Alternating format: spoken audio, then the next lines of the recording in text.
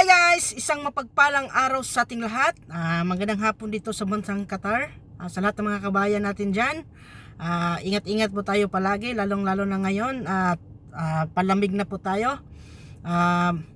Uso na rin po yung fogs. So magandang gabi dyan sa bansang Pilipinas. Lalong-lalo na sa aking pamilya dyan sa Mindanao.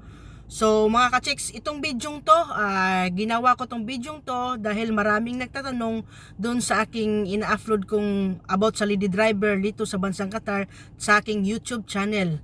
Bago ang lahat mga ka-chicks, sa hindi pa nakapag-subscribe sa aking YouTube channel, Chicks TV, at dito sa aking Facebook page, Chicks TV Official, paki-like na lang po, follow, share, and subscribe. So sa lahat po nagtatanong na kung magkano nga ba ang magiging sahod once na lilipat ang isang lady driver ng ibang amo. So, itong bidyong to mga ka-chicks, para po sa inyo ito. So, disclaimer lang po mga ka-chicks ha. Itong isasabi ko sa inyo ngayon is based lang po on my experience. So, ito po ay based lang po talaga sa akin mga ka-chicks. Hindi ko po alam kung ano po ang sa ibang lady driver, kung magkano po ang sa ibang lady driver. Basta itong sasabihin ko sa inyo ngayon is ito po ang sa akin.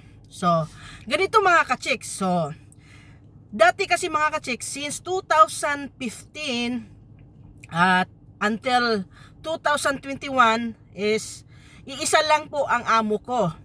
So, nangyari lang po no na lumipat ako kasi noong 2021 hindi ako nakabalik sa dati kong amo kasi may nangyaring hindi maganda sa akin, or sabihin na natin na disgrasya ako.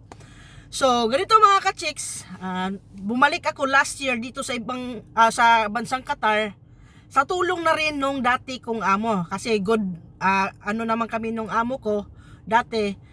Kaya tinulungan niya ako makabalik dito na diretso. So walang hasil-hasil, hindi na ako dumaan ng agency. So in direct words, direct talaga. So dito na ako nagkaroon ng agency.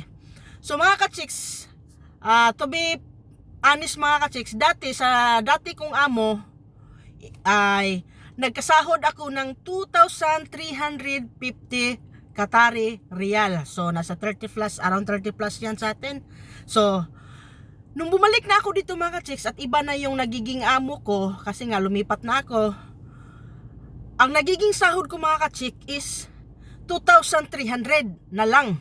So ibig sabihin mga ka-chicks, nagbawas siya ng 50 riyal, so around 650 pesos sa bansa natin. So kung tutuusin, kung iisipin natin, sayang kasi 650 na yun, di ba? So ganito mga ka-chicks, in-explain ng agency ko dito na ganito ganyan, 2,300 lang ang gustong iano ng magiging mong amo dito. So iniisip-isip ko mga ka-chicks, siyempre lugi ako kasi matagal na ako, may lisensya na ako. At saka nalugi ako ng 50 riyal kasi nga 2,350 yung dati kong sahod.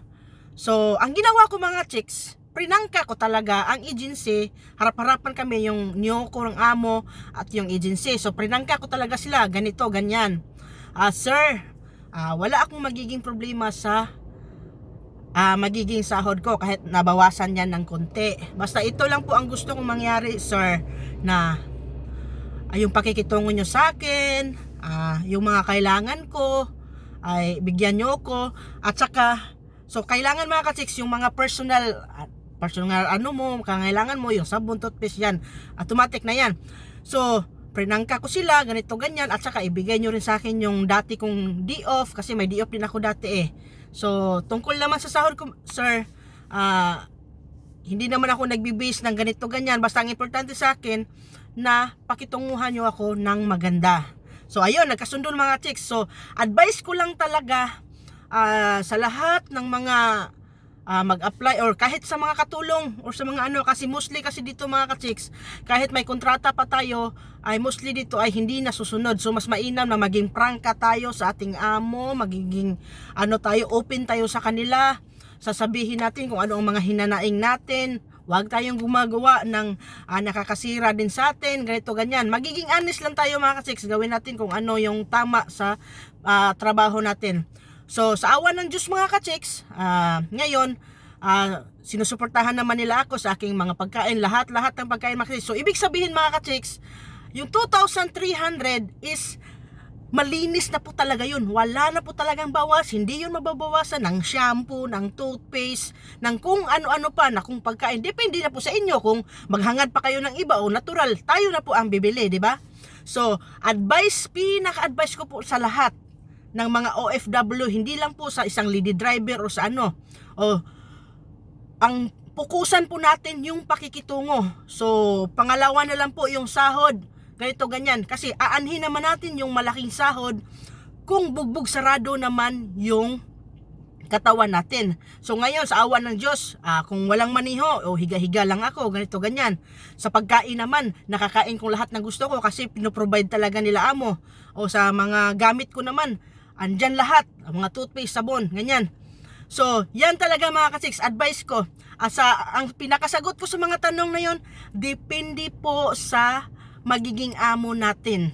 Kaya advice ko, makipag-usap ng maayos. Kung may gusto kang mga ihirit sa kanila, ganito ganyan, sabihan nyo lang sila kasi naman sila, umiintindi naman talaga sila mga chicks. Basta magiging open lang po tayo. So sagot ko, depende po sa ating amo. Wala po yan sa tagal or sa ano pa yan. Depende po yan kung ano ang sabihin nila at mapagkasunduan ninyo. Basta maging open tayo both side, sa amo nyo at sa atin. Yun lang po mga ka-chicks. Depende po talaga yan sa magiging amo natin. So sana po nasagot ko na po ang lahat ng mga katanungan. Kung ang iba may mga tanong pa, mag-comment lang kayo sa aking YouTube channel, sa aking Facebook page, at handa ko pong sagutin yan lahat.